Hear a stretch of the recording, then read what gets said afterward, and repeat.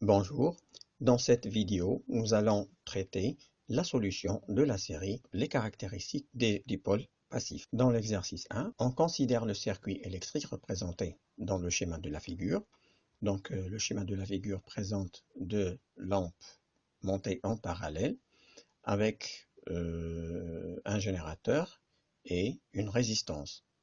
Alors, il y a un voltmètre qui va donner la tension aux bornes de la résistance.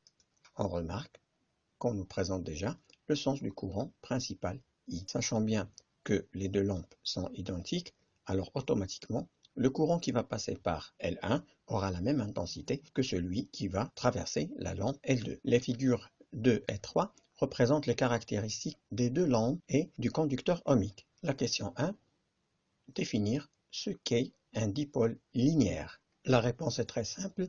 Lorsqu'on considère une droite comme étant une caractéristique pour un dipôle, alors ce dipôle est dit linéaire. Parfois, la courbe n'est pas forcément linéaire, mais si on travaille dans une zone où la courbe est linéaire, on considère que le dipôle est linéaire dans cette zone. La deuxième question nous demande d'associer chaque caractéristique au dipôle correspondant. Sans aucun souci, on sait tous que la caractéristique de la résistance, c'est une droite. Et la seule droite dont on dispose, c'est celle de la figure 2. Donc, la figure 2 représente la caractéristique du résistor et la figure 3 représente la caractéristique de la lampe, puisque les lampes sont identiques, donc c'est la même pour les deux. Juste à titre de discussion, puisque ça, c'est une droite, donc la résistance est fixe, elle ne change pas. La résistance ne dépend ni de U ni de I. Par contre, ici, puisque ce n'est pas une droite, donc il y a une dépendance, la valeur de la résistance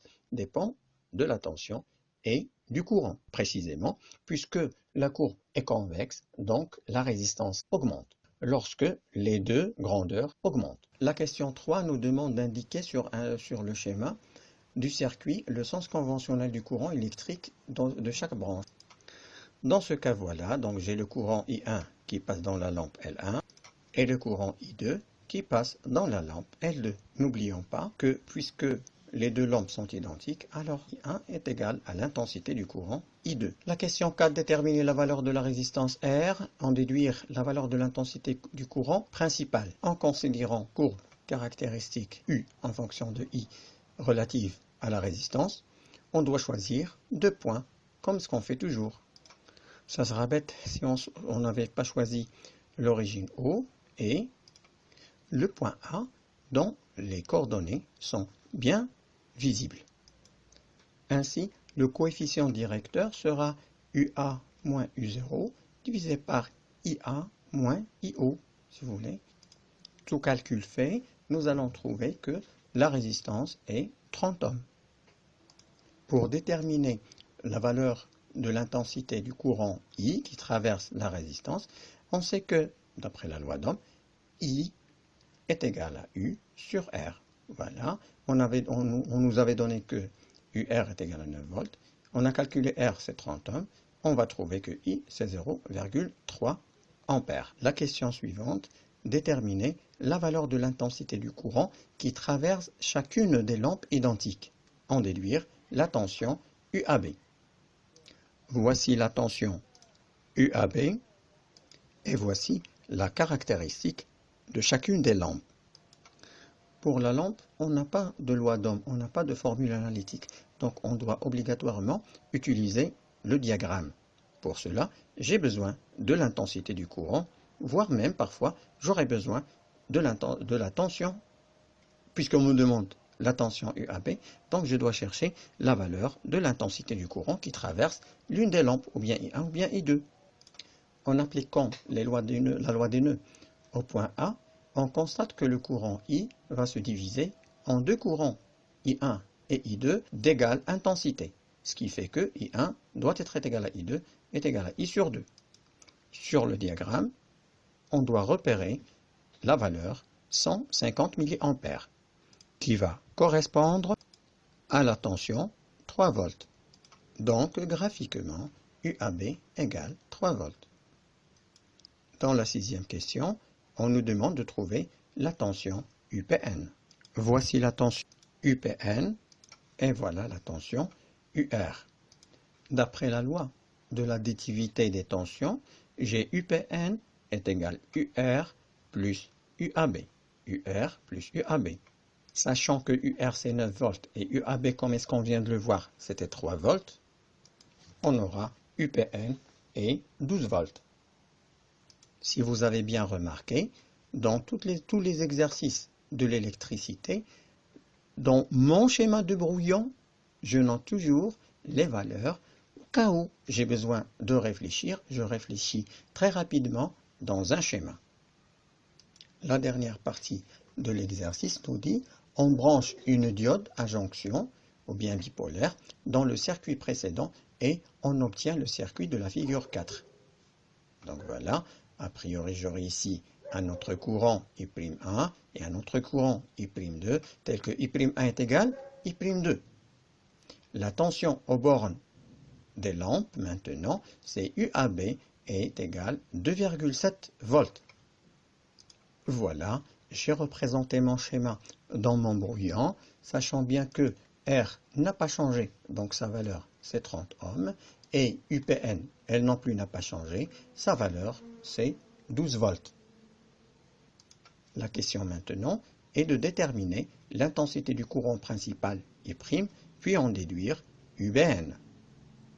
Bon, UBN n'est autre que UR. L'idée est bien évidente, puisque je peux calculer la valeur des courants I'1 et I'2 à partir du diagramme, à partir du graphe. Je n'ai qu'à choisir le point qui correspond à la tension 2,7, puis je vais en tirer la valeur de I'1, donc I'2. En la multipliant par 2, j'aurai la valeur de I', que je vais multiplier par R pour avoir le UBN. Donc, repérons la valeur de 2,7 volts. Donc, ici, il faut faire attention. J'ai 1 cm, 2 cm, 3 cm. Chaque centimètre correspond à 1 volt. 1 mm, c'est le 1 dixième de volt. Donc, pour 2,7 volts, ça sera 2,7 cm. La valeur qui correspond à 2,7 volts est 140 mA. L'échelle ici est 1 cm correspond à 50 mA, donc 2 mm correspond à 10 mA. Donc 150 moins 10, ça fait 140. De cette manière, il suffit de multiplier le 140 par 2 pour avoir la valeur de l'intensité du courant principal I', et qui est 0,28 A. Il suffit après de faire les calculs pour trouver que la tension UR, c'est-à-dire UBN, c'est 8,4 volts. La question suivante, en utilisant la loi d'additivité des tensions, calculer la tension UPA qui se trouve aux bornes de la diode. En fait, ce n'est pas la résistance diode, mais aux bornes de la diode. Ici, sur mon schéma, je rapporte la valeur de la tension UR trouvée et je représente la tension UPA qu'on cherche. La loi d'additivité des tensions, nous allons écrire que UPA, donc avec mon doigt, je vais partir du point A vers le point B. J'ai deux chemins pour le faire. L'un en parallèle avec la diode, l'autre en partant sur le reste de ma maille. Donc je vais écrire UPA moins UAB est égal moins UAB moins UBN plus UPN. Je vous rappelle qu'en faisant une circulation, en représentant au préalable les flèches déjà annotées, si mon doigt circule dans le sens de la flèche, je vais l'écrire avec un signe plus, sinon ça sera avec un signe moins. Le résultat va me donner que la tension aux bornes de la diode est 0,9 volts. Bon, la dernière question, choisir parmi les courbes des figures 5 ou 6, donc l'une des deux sera la bonne figure, celle qui possède l'allure qu'on peut associer à la caractéristique de la diode utilisée. Justifier.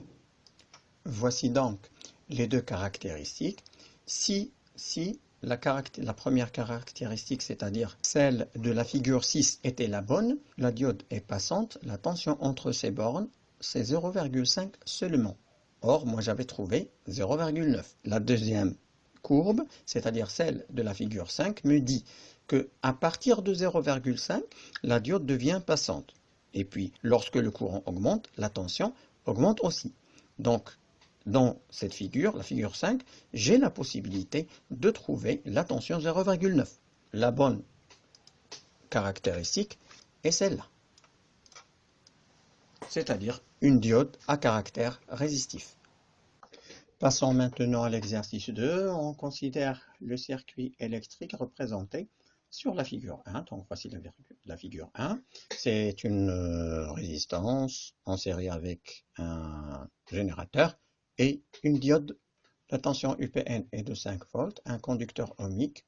On donne la caractéristique qui est représentée sur la figure 3 d'une diode à jonction dont la caractéristique est représentée dans la figure 2. Bien, un coup d'œil me dit que cette diode est idéale. Alors, en utilisant la loi d'additivité des tensions, trouvez la relation entre UPN, UPA et UAN. On reprend toujours le schéma dans un brouillon sur lequel on représente les tensions citées. Si je fais avec mon doigt le voyage du point N vers P, donc je vais décrire la tension UPN, et de l'autre côté, CUAN plus UPA. Je pense que c'est clair et c'est simple.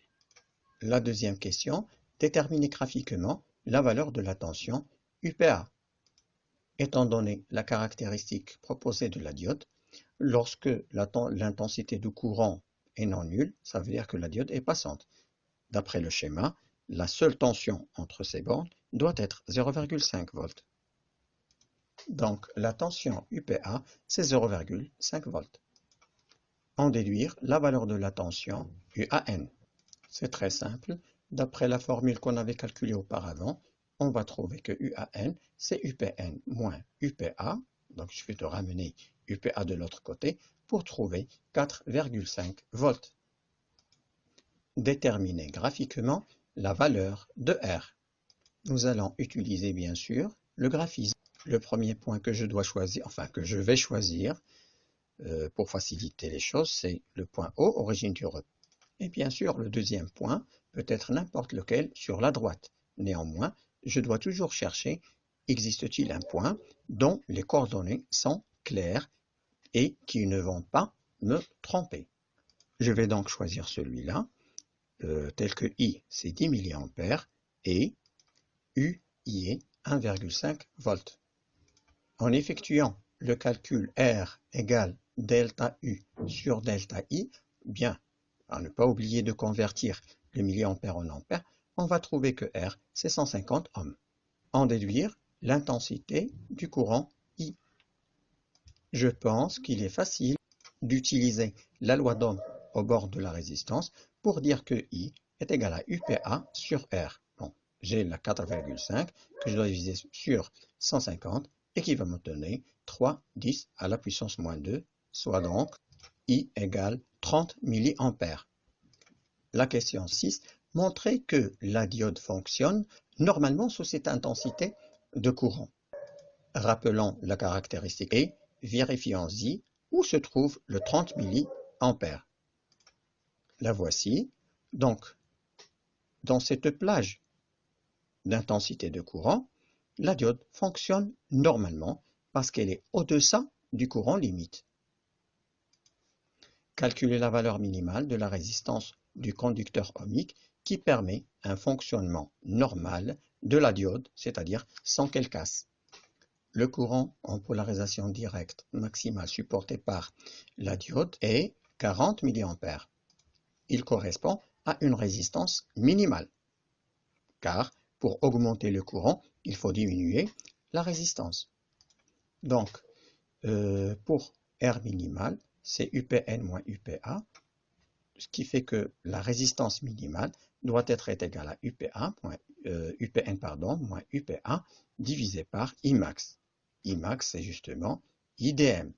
En faisant le calcul, on trouve ces 112,5 ohms. Dans la deuxième partie de l'exercice, on remplace le conducteur ohmique par un autre de résistance R', ainsi que la diode est substituée par une autre diode dont celle-ci est sa caractéristique. Alors l'ampèremètre indique une valeur I', c'est 40 mA. Remarquez que pour cette nouvelle diode, on peut dépasser les 40 mA sans problème. La question est déterminer graphiquement la tension U'Pa. Avant, je dois faire un bon schéma. Le voilà, j'y ai représenté U'An et U'Pa comme demande de calculer. Voici ma caractéristique. Aux 40 mA de courant correspond 1 volt de tension U'Pa. Donc allez-y, graphiquement, U'Pa c'est 1 volt. On me demande maintenant de calculer R'. Donc il est très facile de voir lorsque je représente les données que j'ai sur mon schéma, il y a une seule donnée que je n'ai pas, c'est U'An. Alors devant mes yeux, je peux appliquer la loi d'additivité des tensions et automatiquement ça va me donner 4 volts. Alors ces 4 volts que je vais diviser par l'intensité du courant, c'est-à-dire je vais appliquer la loi d'Ohm entre les bornes de la résistance et je vais trouver que c'est 100 ohms. R', c'est U'An sur I'. On inverse le branchement de la diode, déterminer la valeur de chacune des tensions U'Pn et U'An. Quand on a inversé la diode, on doit se demander, est-ce qu'elle est conductrice ou bien est-elle bloquée? Pour répondre, il faut consulter sa caractéristique. On ne nous donne aucune information supplémentaire, ça veut dire tout simplement que la caractéristique continue sans claquage. De cette manière, la diode est bloquée et joue le rôle d'un interrupteur ouvert. Dans ce cas, le courant I' est nul. La tension U'An, c'est I' fois R, puisque I' est égal à 0, donc la tension U'An, elle aussi, est égale à 0. Quant à U'Pn, puisque c'est la tension au bord du générateur, le générateur n'a pas besoin de courant pour donner sa tension, donc c'est U'Pn égale 5 volts. Passons maintenant à l'exercice 3, où on nous dit qu'on a réalisé le montage, celui-là, de la figure 1. Donc on réalise le montage de la figure 1 avec une résistance R et une résistance petit r, c'est 4 ohms. La diode Zener utilisée possède la caractéristique représentée sur la figure 2. Donc voici la caractéristique de la diode Zener.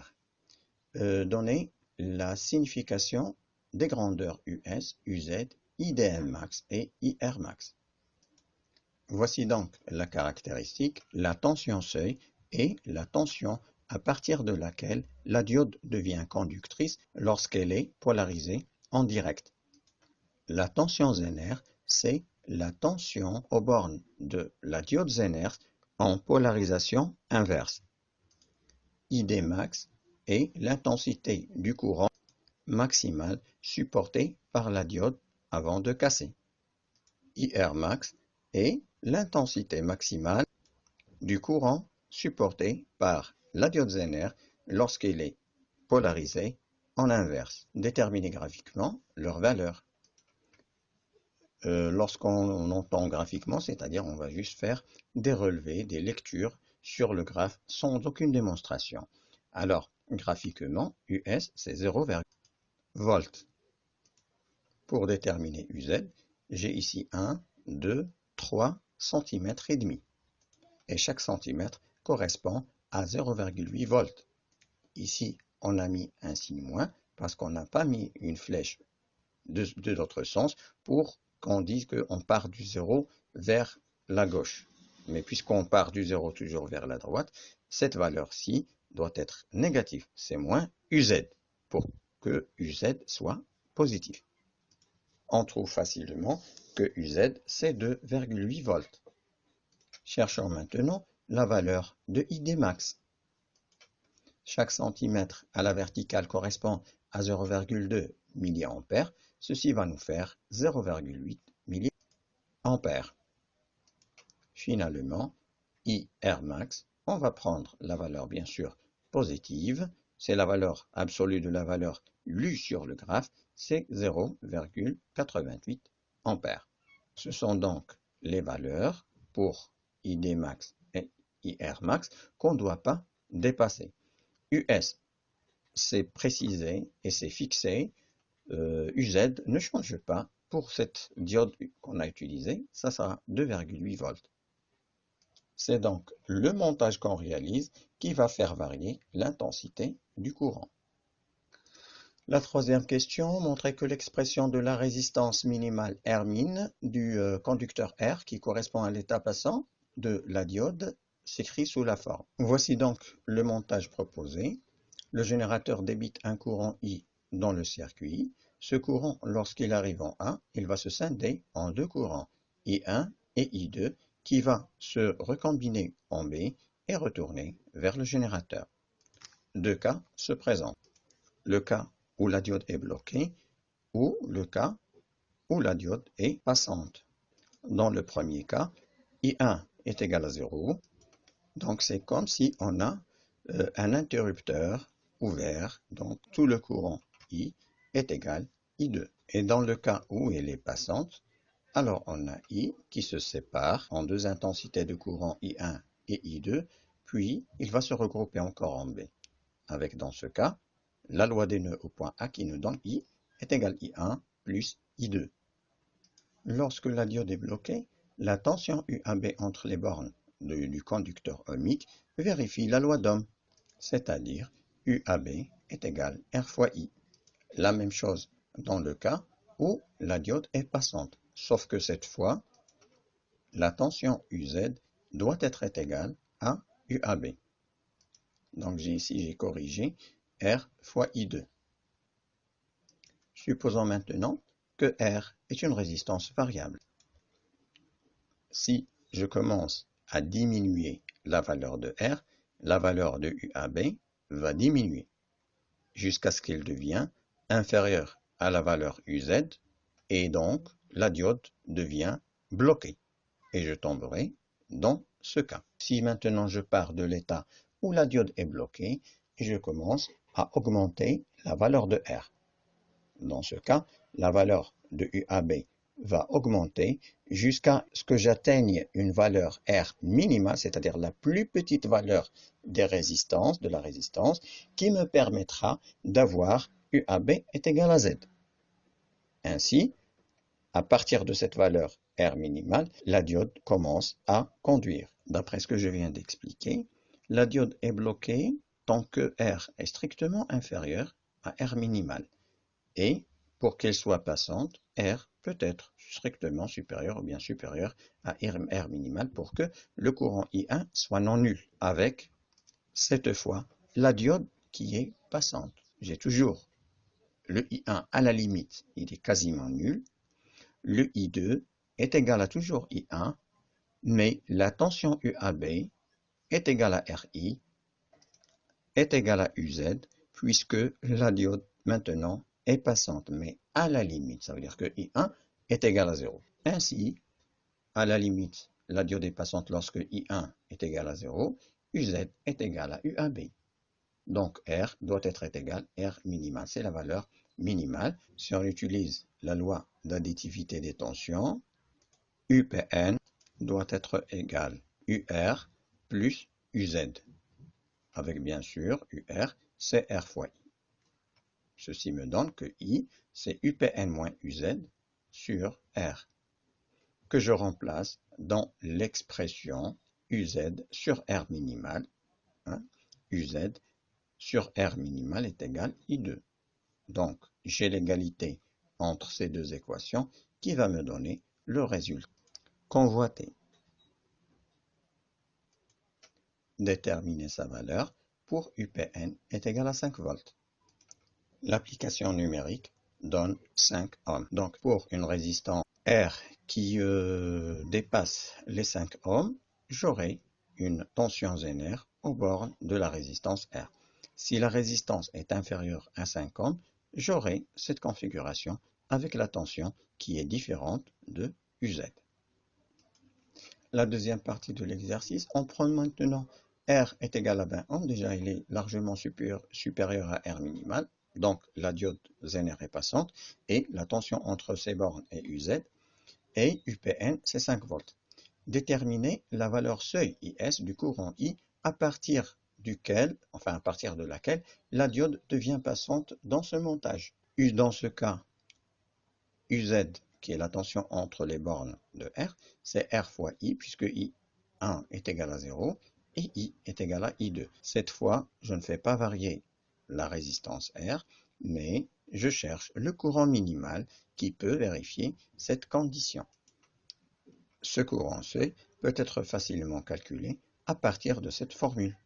Nous allons trouver 0,14 ampères. Donc, en considérant notre montage où R égale 4 ohms, UPN égale 5 volts, le courant minimal qu'on doit dépasser, CIS 0,14 ampères. Ceci conduit automatiquement à la question: quelle est la valeur de I affichée par l'ampère-mètre, en déduire celle de I1 et I2. Donc, on a vu dans la question précédente, la question numéro 3, que le courant I, c'est UPN moins UZ, puisque ça c'est toujours UZ, divisé par R. On trouve que l'intensité du courant, c'est 0,55 ampères. Pour déterminer la valeur de l'intensité du courant I2, il suffit de diviser UZ par R, et on aura 0,14 ampères. Cette valeur ne changera jamais plus, puisque la tension aux bornes de R sera toujours UZ. Et puis on applique la loi des nœuds, tout simplement, pour dire que la valeur de I1, c'est I moins I2. J'aurai toujours cette intensité donnée à I2. Donc si I varie, c'est le courant I1 qui va varier, mais le courant I2 va rester constant, puisque la valeur de la résistance est fixe. Cette idée que je viens de dire va nous renseigner un petit peu sur le rôle des diode dans les montages en électronique. En effet, ils jouent le rôle de régulateur, généralement régulateur de tension, pour les circuits. Donc maintenant, si on change la tension UPN et on lui donne la valeur 6,5, que va-t-il arriver pour R? Donc on nous demande de calculer I'1 et I'2. Maintenant, je reprends mon schéma et j'y reporte les nouvelles valeurs. Donc U'Pn, c'est 6,2 volts, et le courant qui circule dans R, c'est I'2, et celui qui circule dans la diode ZNR, c'est I'1. On n'a pas changé la valeur de petit r. A priori, rien ne va changer dans la méthode de calcul. Donc, pour calculer la valeur de I, je vais utiliser UPN moins UZ et diviser par la R. Ça va me donner 0,925, qui est largement supérieur à la valeur précédente. I'2, c'est UZ sur R, c'est toujours 0,14 puisque la valeur de R est fixe. Et la tension UZ, c'est 2,8, elle aussi, elle est fixe. En utilisant la loi des nœuds, comme vous voyez, c'est toujours la même chose, on va trouver 0,785. Là, c'est une valeur supérieure à la précédente. Donc, on constate que lorsqu'on augmente la tension de l'alimentation, la tension entre les bornes de R reste fixe. Donc, le surplus ou bien l'excédent d'énergie part sous forme de courant à travers la diode ZNR. On va juste utiliser une tension U seconde Pn qui est égale à 9 volts. Donc il est facile d'utiliser les mêmes méthodes que les deux autres questions. Pour calculer l'intensité du courant I, c'est UPN seconde moins UZ, ça va me donner 1,55 ampères. On voit bien, en augmentant la tension, le courant débité, lui aussi, augmente. Pour calculer l'intensité du courant qui circule dans R, c'est UZ sur R, ça me donne toujours le 0,14 ampères. La valeur de I seconde 1, c'est la différence entre I et I seconde 2, ça me donne 1,41 ampères, et qui dépasse le 0,88 tension limite pour notre diode ZNR. La diode est maintenant endommagée. Passons maintenant à l'exercice 4, dans lequel on attaque une charge résistive par la tension UR. Remarquez bien qu'on a noté petit u puisque la tension est variable dans le temps. Cette tension a pour source un GPR, c'est-à-dire un générateur basse fréquence. on le donne le schéma du montage et le schéma de l'écran de l'oscilloscope. Quelle est la nature de la tension observée? Donc c'est une tension sinusoïdale. Est-ce que le courant qui traverse R circule dans un sens unique? Pour répondre, on doit analyser la situation. Un GBF fournit une tension sinusoïdale. Permettez-moi de l'appeler UPN, tel que la flèche pointe vers le point P. Donc, la désignation PN n'a rien à voir avec positif, négatif pour l'instant. Mais je vais l'admettre, je vais prendre le point P qui correspond à la borne positive du GBF. Donc, automatiquement, ce GBF débite un courant I qui va traverser la résistance dans ce sens. UR dans ce cas est positif. Ce cas correspond à cette montée et descente de la tension et qui est supérieure et qui se trouve au-dessus de l'axe horizontal des temps. Donc c'est dans cette zone, ce qu'on appelle alternance, c'est dans cette alternance où ce schéma est bon. On se demande quelle est la configuration qui sera donnée pour les alternances négatives. Pour les alternances négatives, ça veut dire que UPN est négatif. Autrement dit, le courant en sens qu'on vous avait enseigné n'est pas celui-ci, mais ça doit être dans ce sens. Généralement, les conventions dans le régime variable sont généralement comme ceci. On note petit i au lieu de grand I, avec bien sûr cette fois, petit i peut être négatif ou bien peut être positif. I est négatif, ça veut dire que le sens du parcours réel, si vous voulez, est dans le sens opposé à celui représenté. Exactement comme dans le cas de la tension, si je représente une tension par cette flèche et qu'il soit négative, ceci veut dire tout simplement que si j'inverse la flèche, j'aurai ma tension positive. Ceci étant dit, calculons la période, la fréquence et le reste. Avec la sensibilité verticale, horizontale 5 millisecondes correspond à une division, la période consomme 2 divisions. Donc la période c'est 10 millisecondes. Et puis la fréquence est l'inverse de la période, mais je dois convertir les millisecondes en secondes, ça va me donner 100 Hz. La deuxième partie de l'exercice, on monte en série avec le GBF une diode idéale, donc idéale, la tension seuil c'est 0, et on visualise la tension aux bornes de la résistance. Donc voilà, quel sera le rôle de cette diode. Alors, représenté dans le schéma, le sens du courant qui y circule. Voilà, donc le courant qui circule sera conforme au sens du symbole qui représente la diode, c'est-à-dire c'est celui-ci. Et dans le cas opposé, il sera nul puisqu'il sera bloqué par la diode. Représenter sur la figure 4 la forme de la tension observée et puis donner la valeur de T' et F', la période et la fréquence de la tension observée. Bon, j'ai conservé ce schéma pour expliquer. Après, on va représenter la tension. Dans l'alternance positive, on s'était mis d'accord que c'est le sens réel du courant, c'est celui-ci, donc réel au sens conventionnel. Donc, c'est le courant, il passe dans ce sens pour l'alternance positive. Donc, R est bien alimenté, ce qui fait que UR est non nul. Donc, on doit conserver l'alternance positive. Dans le cas de l'alternance négative, le courant inverse le sens, ce qui fait qu'elle sera bloquée. Dans ce cas, pour les alternances négatives, je n'aurai aucune tension. Donc, la courbe, la droite, doit passer par ici, par l'axe des temps. Ainsi, on observera une courbe comme celle-ci. Pour les alternances positives, je conserve toujours la tension, mais pour les alternances négatives, la tension est ramenée à 0 puisque R n'est plus alimenté.